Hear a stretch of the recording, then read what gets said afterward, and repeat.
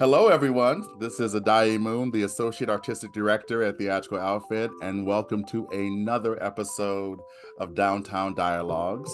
As some of you may know, we have the wonderful show Remember This, the Lesson of Jan Karski, playing at the theater right now, and I am honored to be in dialogue with two of our friends over at the Breman Museum, and the Breman is also the co-producer of this production. And so I wanted to talk to the wonderful Ariana and Rabbi Joseph about education and what they do at the museum.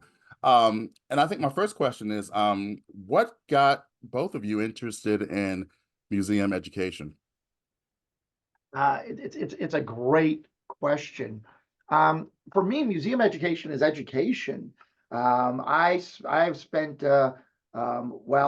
30 years teaching about Judaism, 25 years as a rabbi, and to me, being able to teach about Judaism in an open environment that this is not a college class, this is a museum. And one thing that we know about museums is that they are trusted and safe spaces.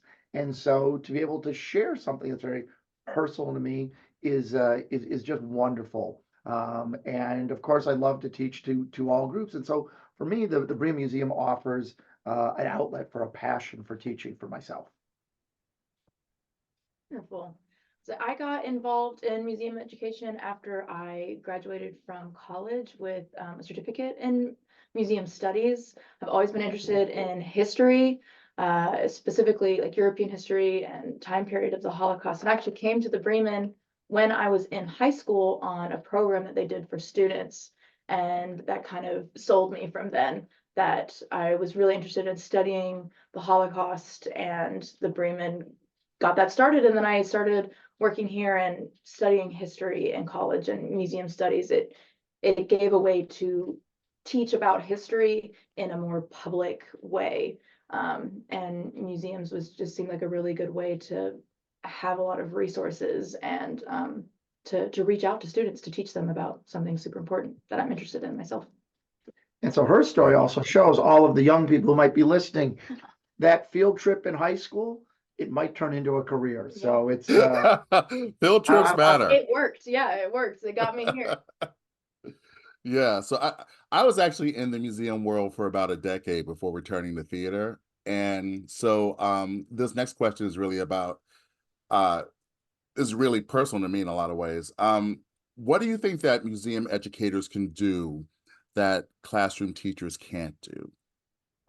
Yeah, well, one thing that museums give us the opportunity to really be focused and become experts in a single topic. So at the museum, we have so many different resources at our own disposal with the Holocaust survivors that we have, all of the artifacts that we have, our collection of documents that we can then share with teachers as a trusted source, as an expert in the topic. So we're able to pass it on to the teacher who's juggling lots of different topics, lots of different standards that they have to cover. So we're able to kind of provide the focus on certain things. And I think being kind of the resource that teachers use is where we can really excel and help make sure the education like standards are being reached, where teachers can focus on making sure the students understand a wide range.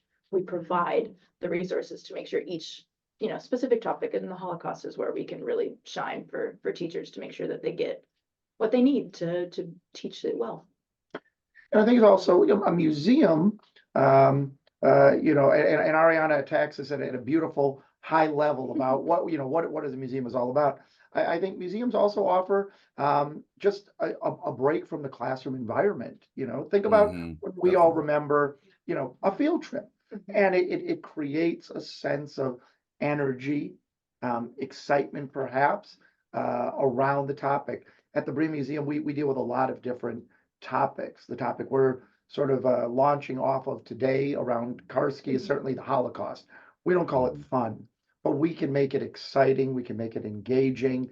And whereas a teacher just doing that in their classroom has a different environment to deal with. By using an immersive environment, we've created that. Some teachers are amazing but not every teacher can create that immersive environment where students are walking through and can see, and no matter where they look, they're going to see something about that topic. And for us, the topic today, Holocaust, we have an immersive gallery. But for others, it's everything from the other wonderful museums on science, on natural history, on American history. So museums create that energy that can really inspire a student and can inspire someone. Maybe you want to do that as a career later. Yeah, definitely, definitely. Talk to us a little bit about the framework, because you guys have a very unique framework that you use in teaching Holocaust history. That's a great question. We had to, so our museum has been around since 1996.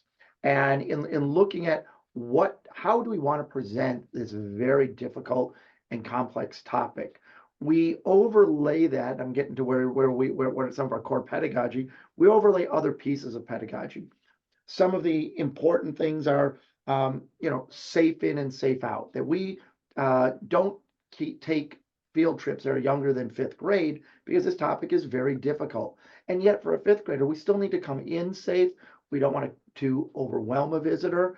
And so we work with all of our speakers, with our docents to make sure that is a safe environment for them. Now, having said that, we ask our visitors, how could this happen? And are there lessons that can be learned from the Holocaust? Many teachers can teach the Holocaust because their perspective is, what was the geopolitical struggle and who was killed in it? And that was bullets, gas chambers, starvation, and deprivation. That's a short lesson. It's a short lesson on how 6 million Jews and 5 million others were killed. But that's not how we talk about it. We don't forget that. But we want to look at the human story, the human experience. And so in that manner, we help to frame it around 4 R's. We look at resourcefulness, rescue, resistance, and resilience. To illustrate, well, there's 500,000 Jews in the Warsaw ghetto for 14 to 16 months. Those Jews are crammed into 1 square mile. They have about 186 calories a day for 14 to 16 months. And 70,000 of them die during that time. And that is a tragedy of old age, of malnutrition, of exposure. But how did 430,000 live for 14 to 16 months on 186 calories? There is a lesson that we can learn. And almost every teacher does not know about this, doesn't teach from this perspective, but we talk about how are soup kitchens set up in this one ghetto in Warsaw where the Jews are crammed together. Symphonies are created, lecture halls, students are put into classrooms. People are taking care of each other. They're resourceful in being able to exist.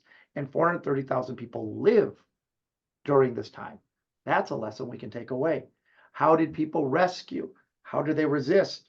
Resist. Jan Karski. We talk about how these are the lessons. And then we look at resistance might mean resistance for a moment, a day, years.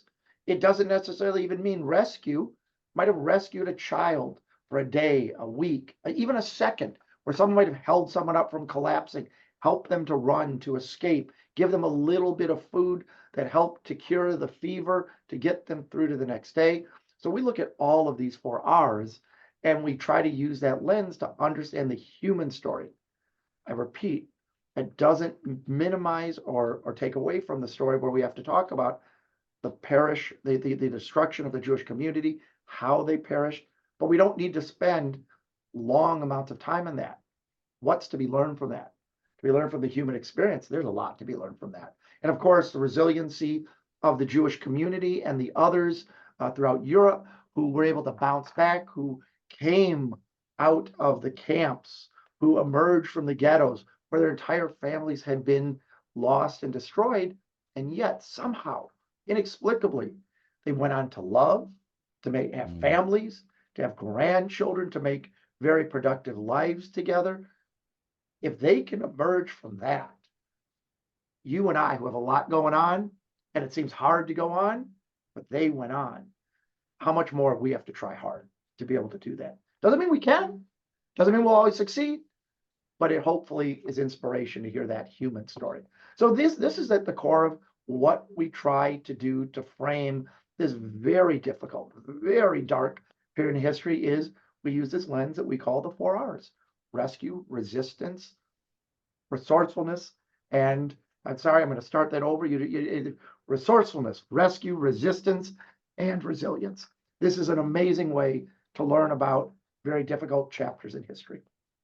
Yes, and I mean the framework. I remember when I first came to the museum, and we had the honor of having Ariana do our tour. And when I heard the framework, I was like, yes, this is how you teach history. Yes, yes, and, indeed. and it's such a powerful framework. And which brings me to my final question, because we all know that we're in very interesting time of crisis in education, especially when it comes to teaching difficult history. I'm not going to talk about my home state of Florida, but y'all know what's going on. Yep.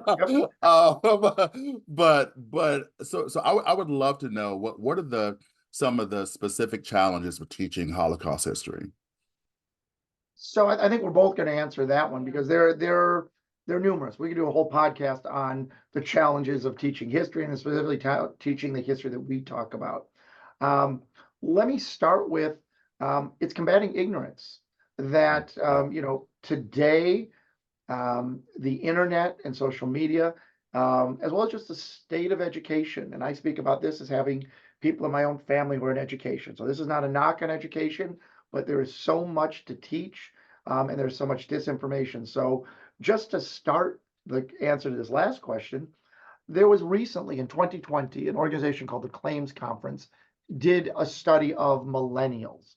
And allow me to quote just a few facts about what are we trying to overcome. These are millennials in the state of Georgia just in 2020.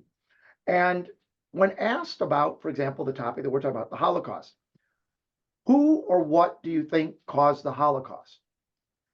Adolf Hitler was the largest choice, which was 72%. But it's only 72%, not Only 100%. Exactly. It gets worse. The Nazis was one of you can check as many as you want. The Nazis, only 60% of millennials identified the Nazis as the cause of the Holocaust.